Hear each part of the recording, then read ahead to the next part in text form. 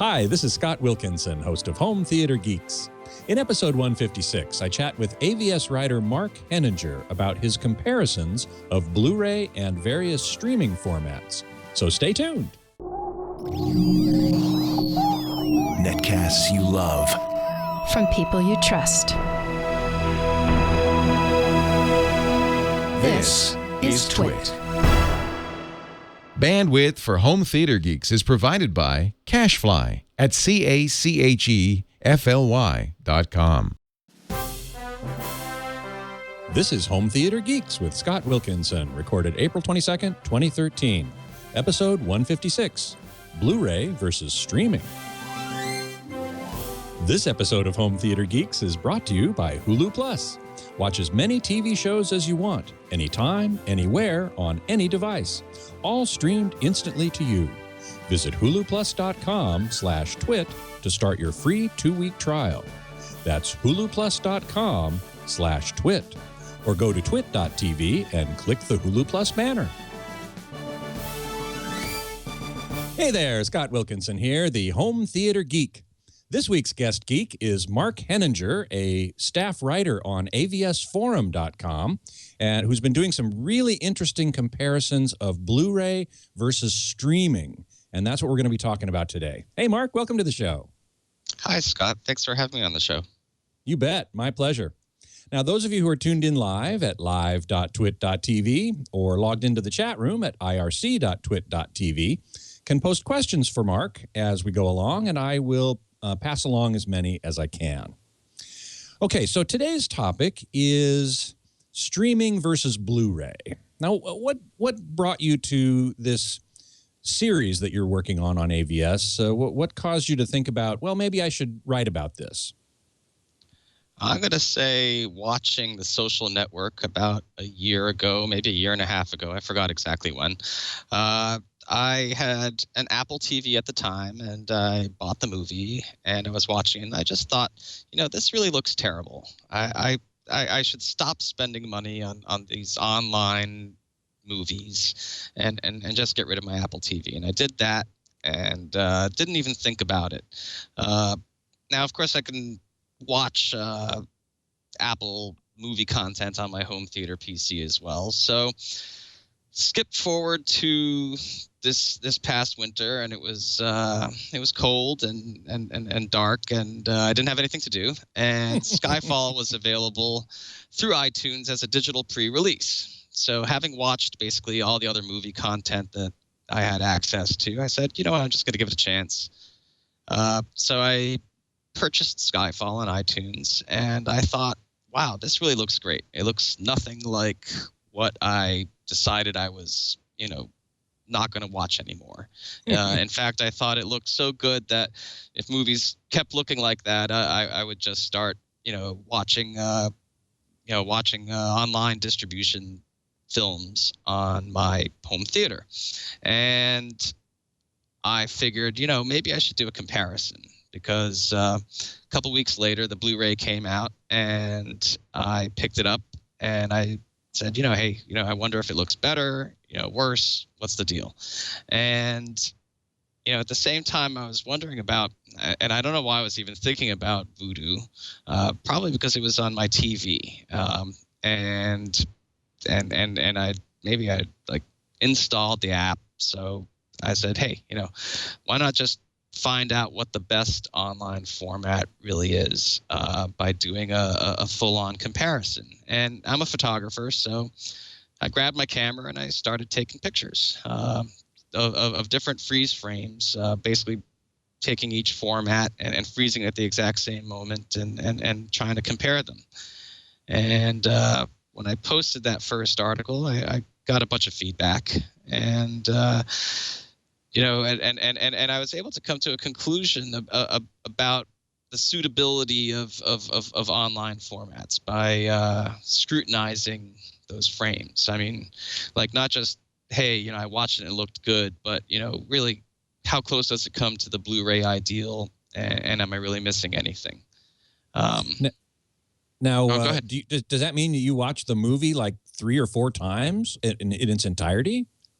I I'll tell you what, I do watch many of these movies twice. And the reason for that is because I do enjoy watching a digital early release. I'm an impatient person, but I also appreciate the quality that you get on Blu-ray. So when a movie is digitally released, I watch it, and then I get the Blu-ray and I watch it again. But for the comparisons that I've been doing, I don't necessarily watch the movie repeatedly. I just rewatch the scenes that I picked for the frame grab. And in fact, I end up watching them many times because getting a streaming movie to pause on an exact frame is an inexact science. Indeed. Well, certainly the idea that now we have sometimes movies being released digitally, and I hate to kind of use that word because Blu-rays are digital also. So I want to say released online before the Blu-ray becomes available. And so, as you say, those of us who are impatient might want to go see the online version first because you can see it there before you can buy the Blu-ray. On the other hand, up until perhaps now, the quality of the online release has not been very good. In fact, it turned you off for a year or more before you finally came back to sort of check it out again and went, wow, hey, that's improved quite a bit. Now, one question I have for you is, how do you go about choosing the clips to watch over and over again and take photos of? It depends on what I want to get out of the movie, but there need to be representative scenes. Many movies use a certain type of camera to film the majority of the footage, but maybe in a dark scene or because it's appropriate for an effect, they'll use. I think I did a comparison of Argo where they used numerous different film stocks to create a 70s look to it, as an example. So I need to accommodate the different looks in the movie because it's ultimately the way the compression interacts with the movie depends on what kind of a scene you're looking at. I suppose that's what I'm trying to say. I need a scene that's dark with a lot of motion in it because I find that compression algorithms have a very difficult time with those kinds of scenes. I need something where the camera is not panning. Let's say looking at a landscape where you've got a chance to see as much detail as possible.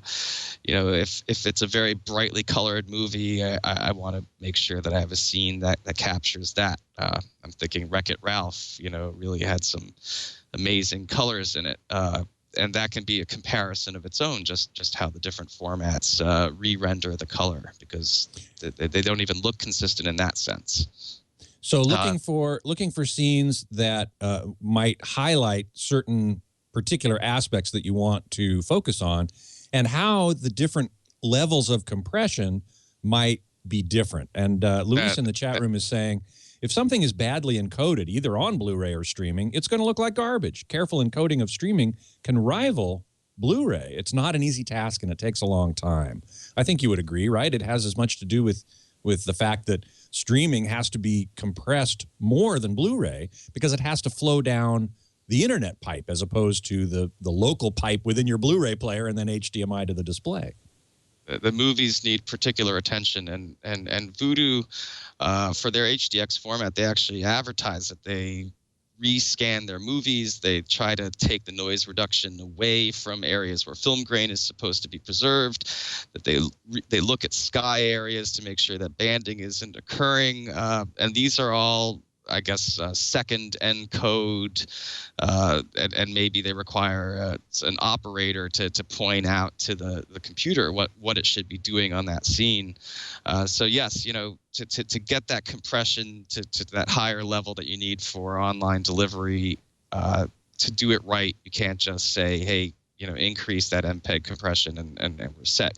You really have to take the movie in chunks and apply the appropriate compression and algorithms and kind of supervise that process. And so you do see variability from movie to movie. There's a different quality level that's been achieved in that encoding process or mastering or whatever we we ought to be Right. calling it. Exactly.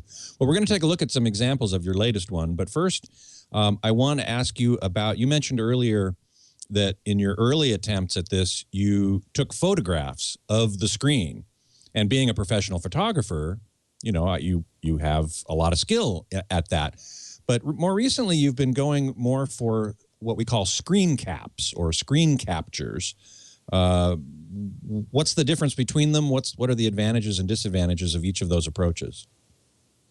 There's a tremendous advantage to using screen capture if possible, because it just represents the pixels that the computer sees before they get to the display. Any photograph of a display is going to incorporate the weakness of that display, and in some cases that could include shadow processing or contrast enhancement that isn't necessarily in the original movie. So I had wished to avoid using photographs after those weaknesses had been pointed out to me, which they were quite quickly when I posted my first comparison.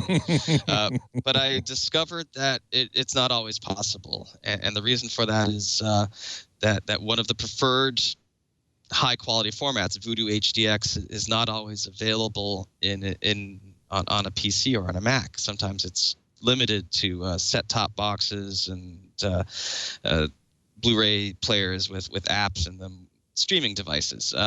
And I don't have a good way to take a lossless screen capture from those various devices. So when that happens, when I needed to do a comparison, and not just in Skyfall, but in later movies, and I was unable to use pure screen caps, I still use photography. But to use a pure screen cap allows you to have a pixel for pixel representation of what was in that file. And so when you make a comparison, it's as pure and as accurate as possible. Mm-hmm.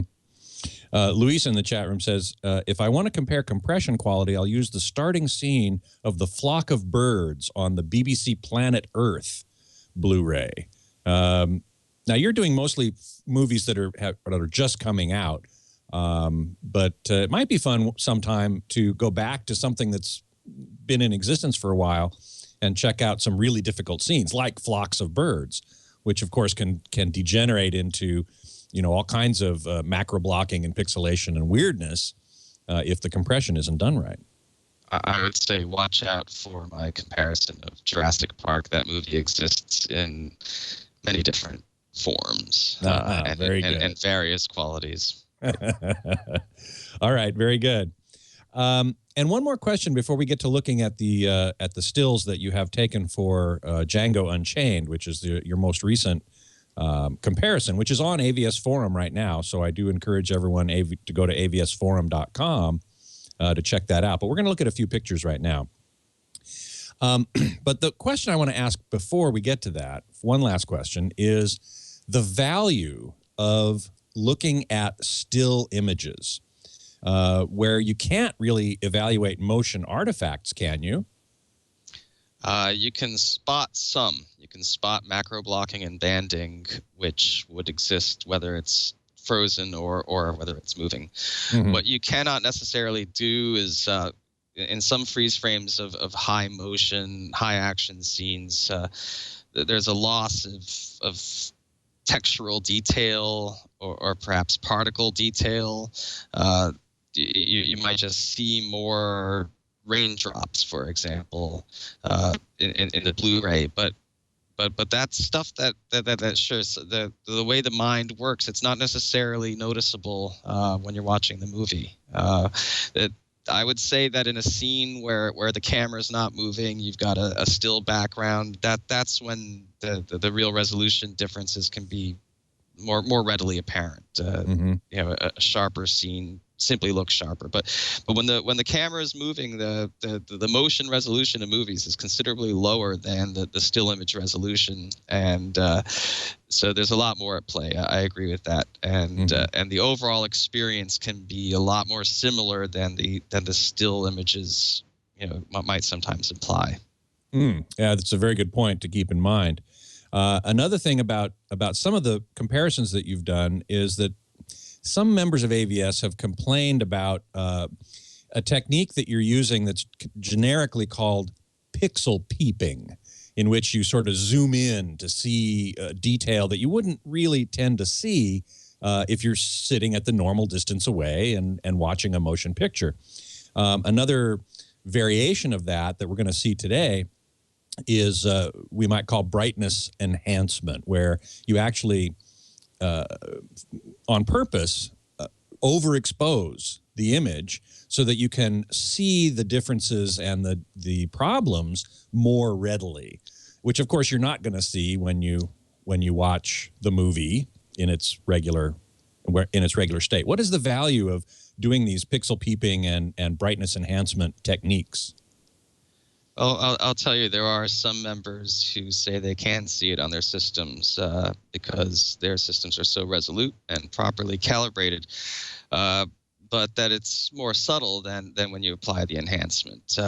For many viewers, they probably won't see anything, let's say in the deepest shadows, where you might see some macro blocking if you do the brightening, but then you look at the dark image and all of them, all of the formats look the same, and you think you're just looking at deep shadows. But those last couple of levels of dark gray do exist, and if a very high definition system renders them, then those artifacts will be apparent. So it kind of depends on how close you're sitting, and also how good your system is. And honestly, I've also found that many people run their TV very, very bright. So perhaps the artificial brightening is not that far from the reality of many people's viewing situations. Well, that's a good point, although certainly most AVS members are going to have calibrated displays and properly set up displays, but... we hope so. Yes. We hope so. Yes. But among the greater public, there are plenty of people who are running in vivid mode or, super bright mode. Yes, they have a huge TV and they're running in vivid mode, and they possibly don't know, what to watch. I've been asked if they should watch Xbox or Amazon or Netflix, maybe not understanding that you can't buy or rent a new movie on Netflix through digital distribution. But the issue is one of, is it good enough to survive on a typical TV with typical calibration in a typical home theater? Maybe the pixel peeping is really only for either people who are too perfectionist or are not perfectionists at all. Okay, well, let's take a look. We've got some examples from your latest comparison, which is Django Unchained. That came out first on Vudu, I believe, right? I definitely know it came out first on Vudu because I purchased it in a Walmart, and Walmart owns Vudu, and it was sold to me in a box that looked a lot like it would have contained a Blu-ray, but it really just contained a number. A little slip of paper with a number that you could use to go log on to Vudu and get this movie. That's right. Actually, you did get the Blu-ray in advance of its street release, did you not? Absolutely. They mailed me a copy of the Blu-ray, and the Blu-ray also included a free copy on iTunes. So the single initial purchase actually got me everything, ultimately. Yeah, cool. Well, we have, let's take a look at the shadow images first, the shadow detail images. We have Django, I think Shadow something Blu-ray. Here it is in Blu-ray. And we're just going to cycle through them and tell us a little bit about what differences there might be. I mean, you can't see any difference here because it's Blu-ray, so let's go to the next one. Right. So we looked at Blu-ray and then the two iTunes versions, and then quite evidently the Vudu HDX version last. And clearly the Vudu HDX version's got a lot of banding going on in the background. Yes, I feel that for this entire movie, the Voodoo version had too much noise reduction applied to it, even on bright scenes where it was totally unnecessary. And you can see that there's a grain that's preserved in the iTunes versions that maybe it's exaggerated versus the Blu-ray, but it's a grain. And then when we get to Voodoo, they've just wiped out the grain and left us with smooth areas that result in those rough transitions. And that'll result in what looks like an unstable black background. You won't necessarily see obvious macro blocking, but it won't be a smooth, deep black. It'll kind of move and flicker and not be right. Now, those images we just saw, I think, were the brightness enhanced versions, were they not? Correct. Okay, so let's take a look at the unenhanced versions. I think there we go. Correct. So that's really what you're seeing on the screen when you watch the movie. It's that dark. And as we cycle through them, we can see that there isn't that much difference. At least, I'm looking at it with bright lights shining in my eyes for this podcast, as you are too. If we were looking at these in a dark room, we might very well see some of those differences. I'm going to say that it's actually showing something that will be more evident when the movie is playing even than in this still image. In other words, it takes a brightening of the screen capture to show what's going on in the background that would make it so when the movie was playing, those shadows might not look as realistic as they possibly could. Got it. The next series we have is to show how, in fact, in some cases, the streaming and Blu-ray versions can look very similar. Now let's take a look at those. Oh, this is not that. This is an explosion, right? This is an explosion. So I think we're looking at detail here, are we not? Right. We're looking at the individual particles that you can make out in the explosion because. So these little bright things flying off of the explosion. Exactly. And what happens is with high motion, these compression algorithms, they refer to previous and post frames to sort of fill in the gaps. But when there's too much of a change, between the frames, information will be lost, and that's often the case with, let's say, you'd really have to be seeing this, I think, at full resolution to catch what I'm saying. But there's like dirt and dust in the air, and in the Blu-ray version, it's very granular. You can sort of see into it deeply, whereas in the other versions, there's a loss of that deep detail.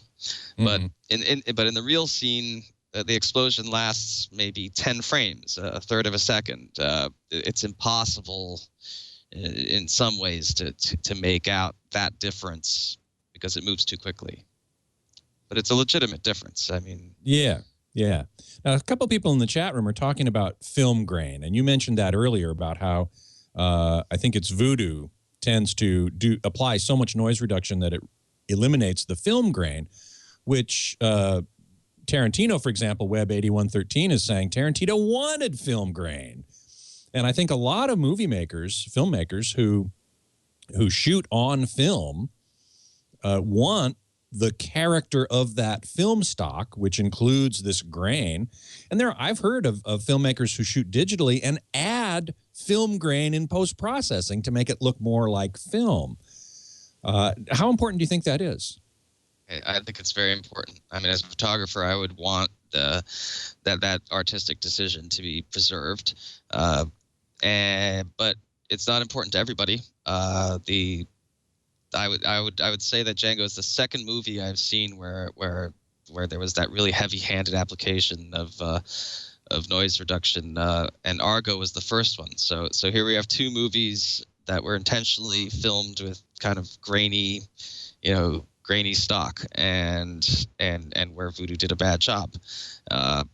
And I'd like to note that that Voodoo HDX, the claim was made that they actually don't wipe out the film grain, but here I've seen a couple of examples where they are truly not as good as iTunes in that regard.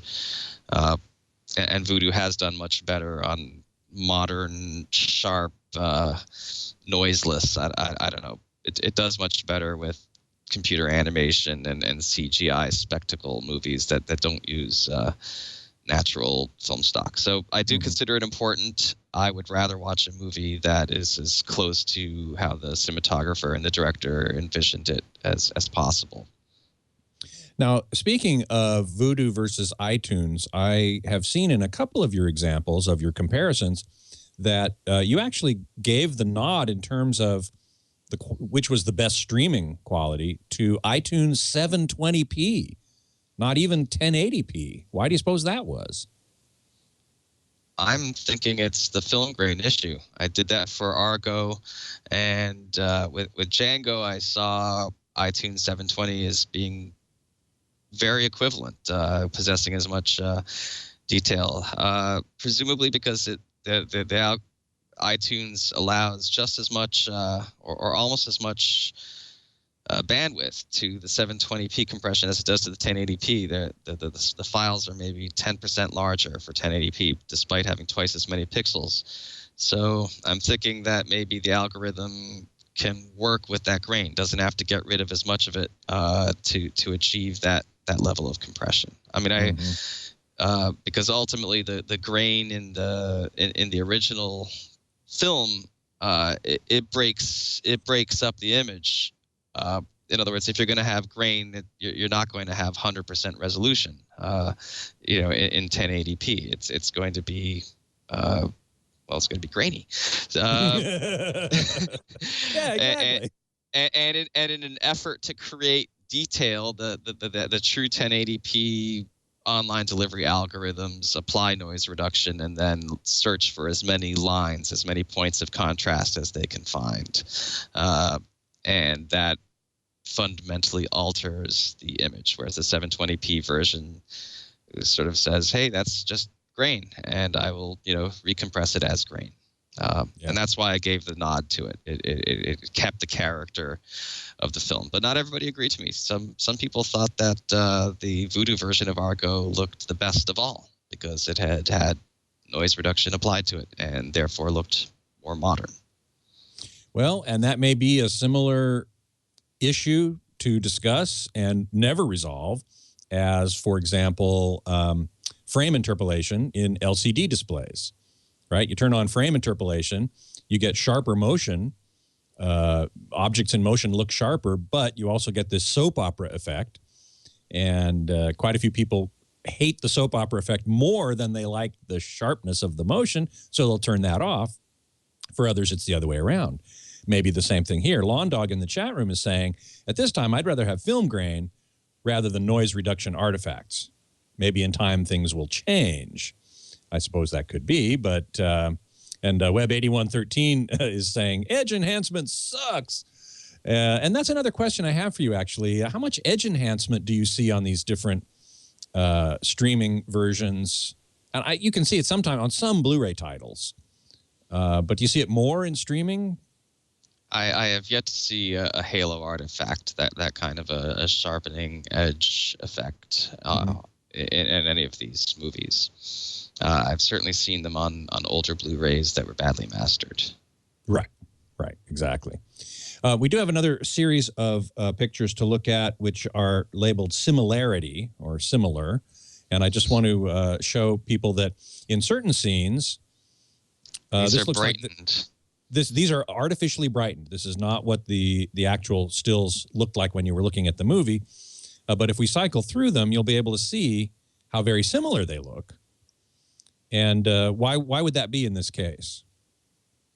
It looks like Voodoo's noise. I'm going to say that because it was filmed with a less grainy stock, perhaps because it was meant to have a painterly look to it, and that prevented Voodoo from ruining the shadows. I actually think in this scene, Voodoo might even look the most similar to the Blu-ray version, and iTunes seems to have blocked Looks up like the shadows. iTunes has a little more contrast or dynamic range. There, the Voodoo looks a little washed out to me. Right. brightened to this level, I don't think we should judge. We shouldn't judge that. Yeah, okay. All right. Right. I think we have this also in the non-brightened version. There it is right there. So if we cycle through this and take a look, and those of you who are listening to the audio only, I apologize for not being able to see what we're looking at here. We're trying to describe it as best we can. But once again, the Blu-ray looks a little darker there. The iTunes has a good amount of dynamic range, both the 720p and the 1080p. And Vudu, yeah, you don't. It's not as apparent in this unbrightened image. The other difficulty with this image is the light on the poker table is so bright compared to. I picked it because it has really an incredible amount of contrast in it, but without, again, being and it's a dark image, but without being grainy. So it shows you something about how the individual formats are dealing with how would I call it, a complex, this kind of a complex scene. Right. I agree that Vudu does look a bit more washed out, and I'm always surprised when I see these color differences, which seem to come from some sort of an automated contrast enhancement.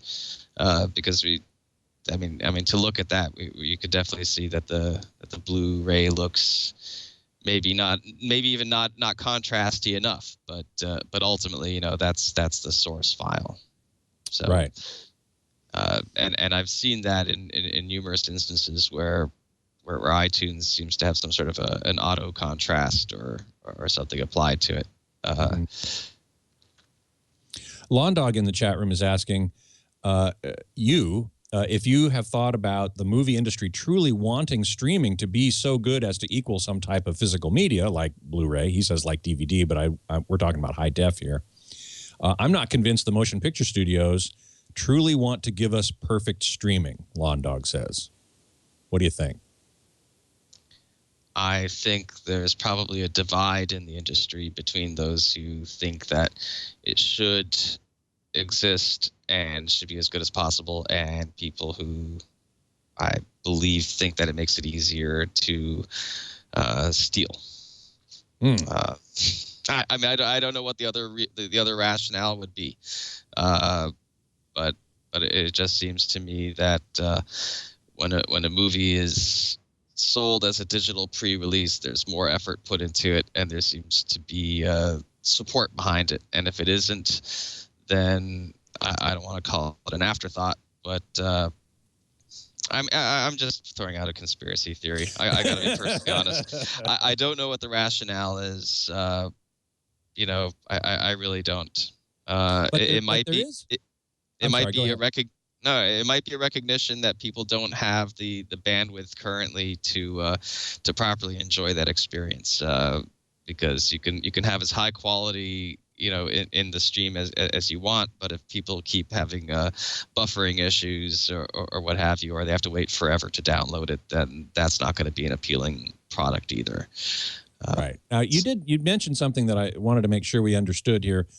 The difference that you have experienced between those movies that are released early before the Blu-ray online versus those that are released day and date with the Blu-ray. And in your experience, am I correct that those that are released early tend to look better and have a better quality to them than those that are released online day and date with the disc? That's my feeling.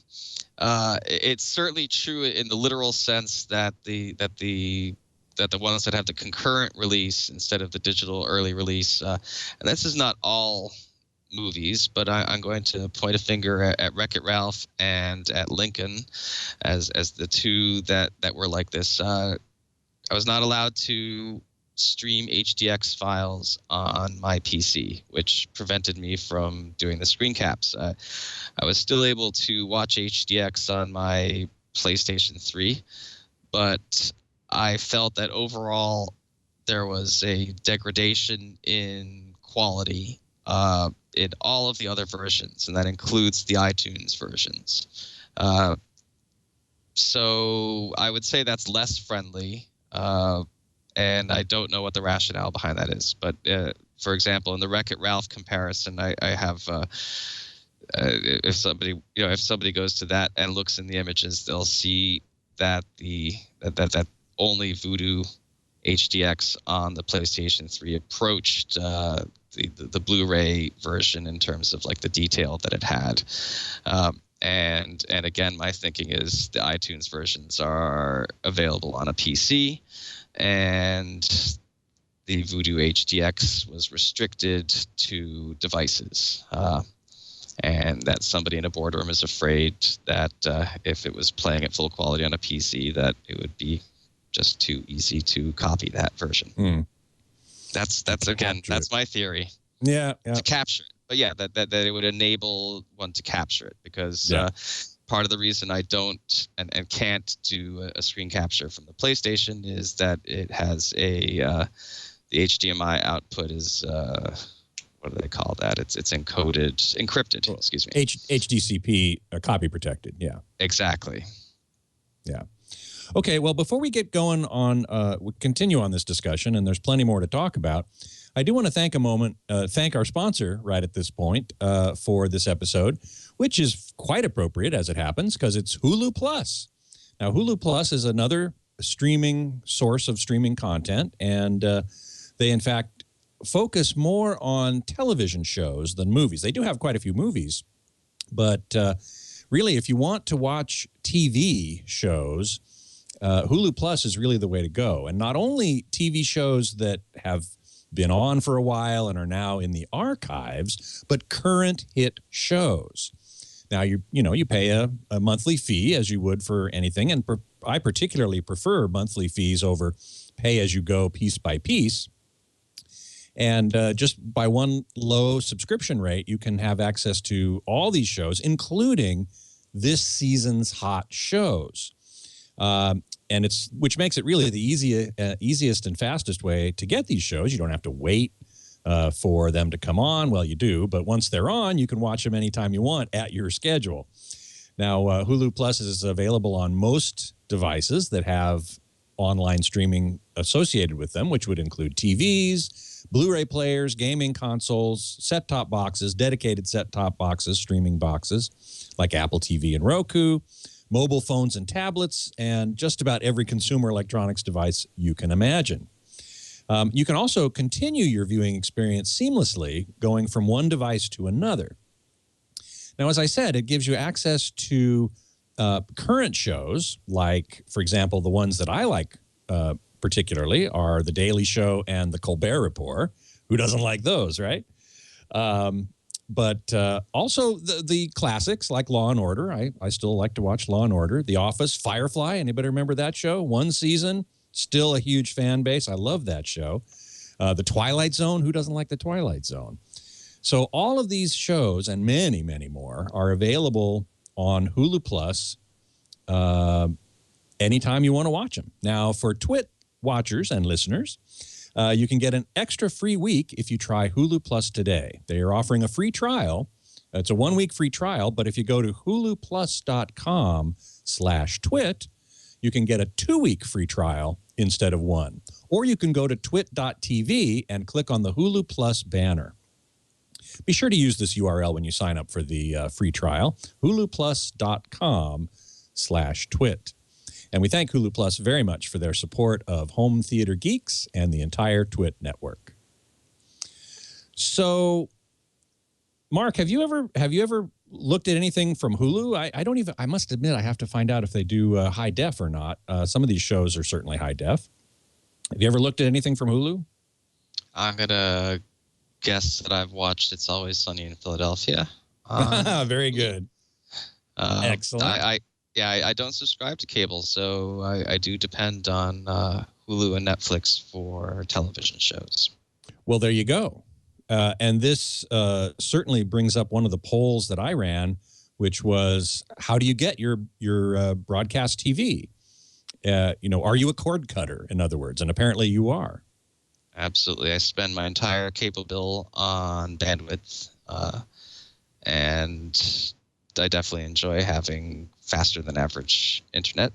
And yeah. What's your download speed? It's theoretically it's 100 megabit, and in practice it's between 80 and 90. Wow. Well, that's plenty. It's certainly more than enough for complete high def streaming, probably Sure, even 4K when it comes, right? It should be fine for 4K. It would be able to handle 2 Blu-ray streams concurrently, and presumably with the new compression standard, which is twice as efficient, that would make 4 times the resolution come in right around there. Now, have you ever looked at 4K streaming? I think, doesn't YouTube have some of that now? Perhaps it's the British, is it called Vimeo or something? Vimeo? Okay. Yes, I thought I know. Netflix had it, and somebody in the chat room will be able to help me here. I know there are a few 4K clips out there, but it's not entirely clear if they're showing footage from 4K cameras, and there's this whole 4K mastering of Blu-rays. Like 4K is being bandied about as sort of like a, as something that makes 1080p better at this point also. Well, there's certainly... I'm wondering what the people up-conversion aspect of it, which is what we're going to be watching mostly on 4K displays, at least at the beginning. Right. I mean, I'm wondering who really can see 4K streaming on their computer. Now, I've seen 4K playing on a 4K television off of a thumb drive, and I guess I question whether anybody has seen a quality 4K stream on those services online at this point. We shall see. I think this is a future show for sure. Undermined in the chat room is asking, is it possible that Vudu, being computer-based, has its levels set to 0 to 255 rather than the video levels of 16 to 235 and isn't getting converted back to the proper levels? Maybe there's some hanky-panky going on there. And let me just quickly explain that to those who don't know, the brightness of an image, a video image, is represented in 8 bits of digital information, and that can theoretically go from 0 to 255, which is what computers use. But video signals use the range of 16 to 235. They leave a little foot room called below black and a little headroom called above white. 16 is defined as black, and 235 is defined as white. So what do you think? Is there perhaps some difference going on between these two different standards for dynamic range? I think it's all in their processing. It's not in the actual video display, because the blacks are at the same point basically, and you would definitely see the grayish blacks if it was using video levels and displaying them full range, on my monitor. Right. It's only when you brighten them that you see those real discrepancies. But yeah, when I take my Blu-ray screen captures, I definitely have to set it to appropriately, and if with the wrong setting, you can really you lose a lot more contrast than what you're seeing from Vudu right there.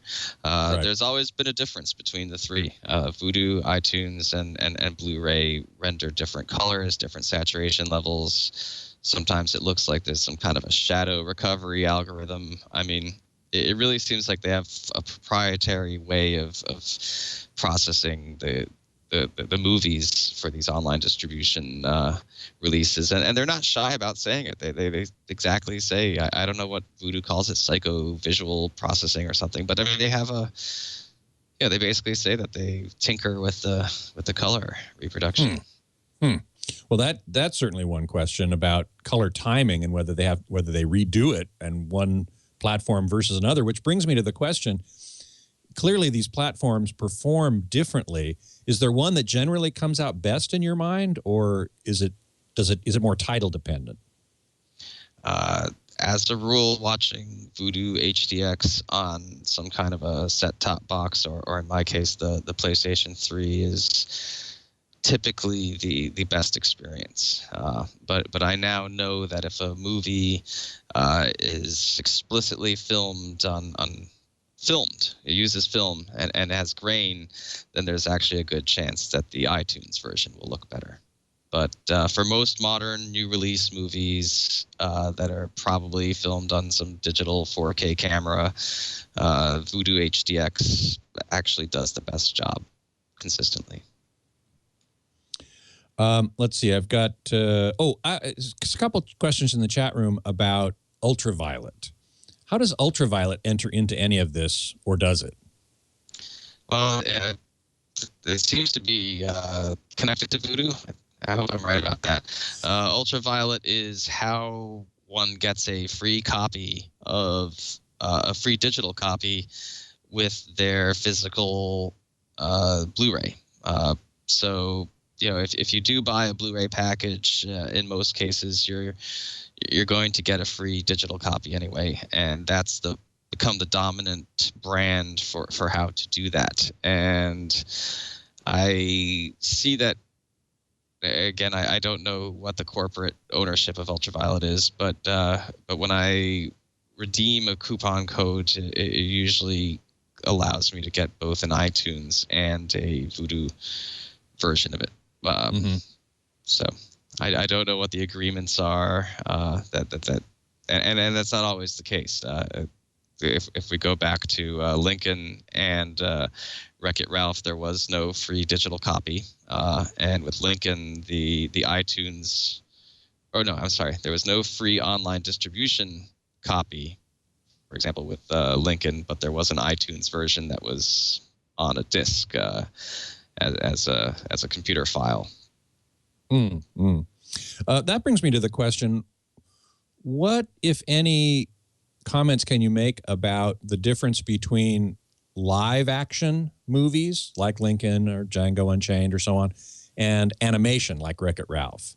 Are the animated streaming versus Blu-ray, is that, I would guess that would be more similar, where they would be closer to the same quality because it's animation. There isn't the same fine level of gradations of color and so on, or am I wrong about that? Well, there are a lot more edges. There are a lot more fine edges, and Vudu really does a great job with that.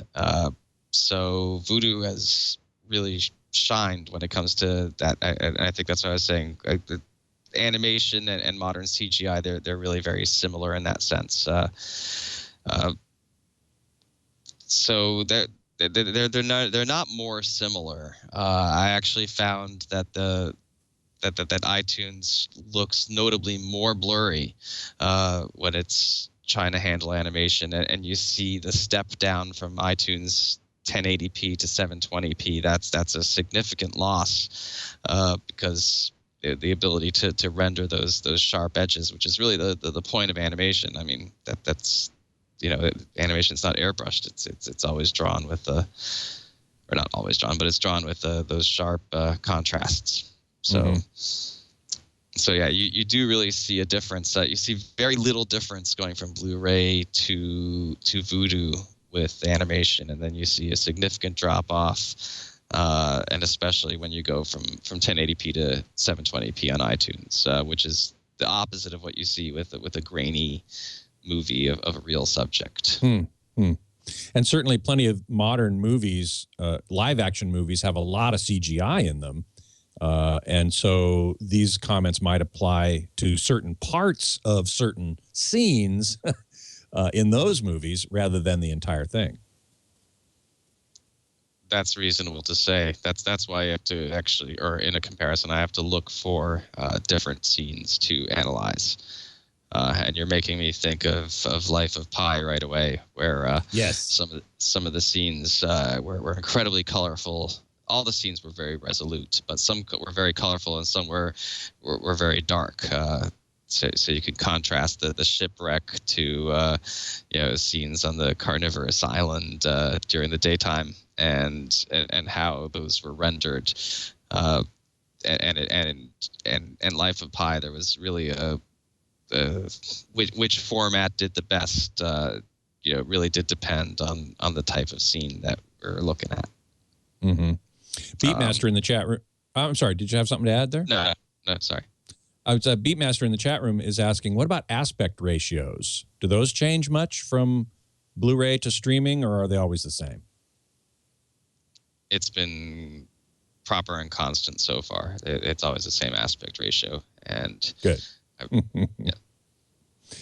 Good. I would hate for them to be cropping and panning and scanning and so on. That would not. It would make it difficult to do the comparisons if they were different. I kind of depend on being able to copy and paste them the different versions, screen captures on top of each other. Right. F-Loop in the chat room is asking, do the players for all the services produce acceptable frame rate smoothness, or are some of them more herky-jerky than others? I can't speak for all platforms. I've had... What are the platforms you use? I have tried Roku and I have tried Apple TV. I don't have either of those in my home right now. I use a PlayStation 3 as my streaming box. I also have apps in my Vizio 3D TV, and I do have a home theater PC hooked up to my system. I watch my iTunes content on a home theater PC, and I watch my Vudu content on the PlayStation 3. Luis in the chat room is saying Brave is a better example of animation. That came out, I believe that's already out on Blu-ray, right? I'm going to say yes. No, I don't really know. You don't know. Okay. I think it came out. Somebody in the chat room will correct me if I'm wrong. You were talking about your system, and we got a few minutes left. I'd love to hear more about your system. For example, somebody early in the chat room at the beginning of the show asked, what are those speakers behind you? Once upon a time, there were a pair of B52 LX 1515 PA speakers. The only thing that remains from them is the horn. What you are now looking at is they're actually Sony subwoofers that were purchased at Walmart and repurposed as standard woofers because I happened to notice in the specs that they were good up to 1,000 hertz. And I basically rebuilt my speakers to what I thought was a functional ideal. I mean, I have no real explanation other than to say that I spent months trying out different configurations, and I've always liked a woofer tweeter woofer type configuration. And the reasoning behind using those subwoofers as woofers is because I also built my own subs, and I use those drivers in the subwoofers as well. And the same drivers that are used in the Sony? The same Sony drivers that are used in these speakers are used in the subwoofers. So the thinking being that having the same driver covering the entire range up until we get to the crossover to the horn would make it blend better or generally sound more consistent. And all I can really say is I've tried a number of drivers, and I bought these Sony subs from Walmart as a joke. And sometimes the joke is on you or on me because I thought they were genuinely the best sounding best sounding drivers. I mean, the speakers used to have some good Eminence 15-inch Pro drivers that were perfectly good in them, and I found that these sounded better, and they also measured better. I mean, they measured truly flat, right up to 1,000 hertz, like Sony said. Wow! So you actually measured these speakers yourself? Yes. Anything you discuss on AVS at some point, people are going to ask for a graph or some kind of proof that you're not just making stuff up. Right. So you're obviously a speaker DIYer, huh? You build your own speakers. I became that, in the past year. Wow. And you recently, just a little bit off the subject, but you recently attended what's called an AVS meetup or get-together of a bunch of people and you were basically auditioning all kinds of different pairs of speakers. This is also written up on avsforum.com. And as I understand it, some of those speakers were DIYs, right? They were things that some members built and brought into the get-together to play with some other speakers. That's correct. There were 3 DIY models, if I recollect. And I got to tell you the truth that this speaker, it was built with the intention of bringing it there. And when I finished, it honestly weighed so much that I backed out. But these speakers exist because I had intended to compete at that. No, the DIY speakers use a horn like these do, a compression driver horn, and that actual horn was a result of a DIY design effort. So that's I think that's extremely cool. It's not just I built the box myself.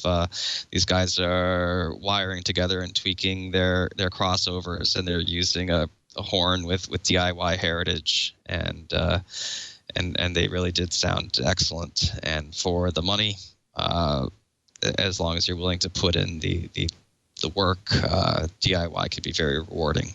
Yeah. So, okay, so you've got these Frankenstein speakers that are your front, left, and right. What have you got for center and surrounds? For my center, I have my own imagination. I use a Phantom center. Interesting. Yes, the imaging on these speakers is so good that I would have to have an acoustically transparent screen to put something that could match them and blend in well. I've tried and failed to have a center channel that I could be happy with, and that was not always the case. And my rares are the 2000. I guess it's the 2013 Pioneer speakers that you can buy at Best Buy. The Andrew Jones. The Andrew Jones. Special. That's right. Yeah, and they are all connected to a Pioneer Elite SC55 receiver. Nice receiver. And those Andrew Jones speakers, I recommend them all the time because they offer amazing bang for the buck. But how about the smoothness of the blend and the tonal blend between the fronts and the rears now, since you have no center? Obviously, the blend between the 2 fronts into the center is going to be perfect. But what about from the front to the back? Well, I don't love EQ per se. I think that I've put enough effort into my front mains, so I used the setup to EQ balance the rear to the front. I mean that to me is a good use of the EQ functionality in the receiver. So the front speakers operate basically uneq'd, but I use the auto setup to whatever it is that they do to match them up. MCACC, the Pioneer version of that. Yeah, exactly. And then you got a Vizio TV for your display, right? Which is a good economical solution. I recommend that all the time as well. And you're sitting, I'm sure, 1.2 to 1.6 times the screen height away, right? That's absolutely right. I think I'm usually between 1.2 and 1.3. Right. Web4451 in the chat room is saying horns are awful. Clip, scream. Now there are those who believe that, who feel that way, and that's fine. Don't buy a horn speaker. You obviously don't feel that way. I would say don't go to movie theaters and don't go to concerts either. That's right, because virtually all movie theaters use horn tweeters and concert venues as well. Right, and that's what you'll find inside these speakers is the same kind of compression driver that you would find in a professional speaker. I'm not a fan of a cheap consumer horn bookshelf. I think that the real value of a horn is when it's maybe you would say that when the driver itself is the most expensive component in the speaker. Right, exactly. So what comparisons are coming up next for you? What do you expect to be getting in and looking at in the future? Well, yeah, you had mentioned going back and looking at some classics, and I do want to do that. And I have 2 in mind, Jurassic Park and Aliens, which maybe is one of the movies that really made me love home theater. because I think that I've spent many years just wishing that screens were big, and that's a movie that I would be able to experience someday in the kind of environment that I got in a real movie theater. And of course that has finally come to be. But maybe that was the movie that first got me to buy a stereo VCR and a Sony Trinitron in the early 90s. And I think back that I was such an audiophile right out of high school. I had a pair of monoblock Sony ES amps, and I traded one for a standalone Yamaha surround sound processor. So I could watch my VHS copy of Aliens in stereo with some surround effects, and I've been hooked ever since. So those are two, and really I'm gonna have to take a look at the movie release schedule to see what's coming out on early release, because if a movie's coming out on early release, there's a pretty good chance that I'm gonna do a comparison of it. Excellent. I don't know if you went and saw it. I went and saw Jurassic Park 3D at IMAX, actually. And it also, interestingly, it came out on Blu-ray 3D already, even though it's still in the theaters in its re-release in 3D. And have you seen it? I did not. I have sworn off of movie theaters, just as I had sworn off of online distribution. Maybe movie theaters. Well, maybe you'll have to go back then. Yes, sir. As you did come back to streaming. One more question from the chat room. Beatmaster is asking, what about high def audio from streaming sources? I do know, I'm pretty sure that there are no streaming sources that offer lossless compression like DTS HD Master Audio or Dolby True HD. Is that correct? That's right. It will not be lossless if you watch it in online distribution. And in the case of iTunes, it will also always be 5.1 channels, whereas Vudu does offer 7.1 channels on some platforms. Plus, Vudu, I think, offers Dolby Digital Plus, whereas iTunes sticks to traditional or conventional Dolby Digital, correct?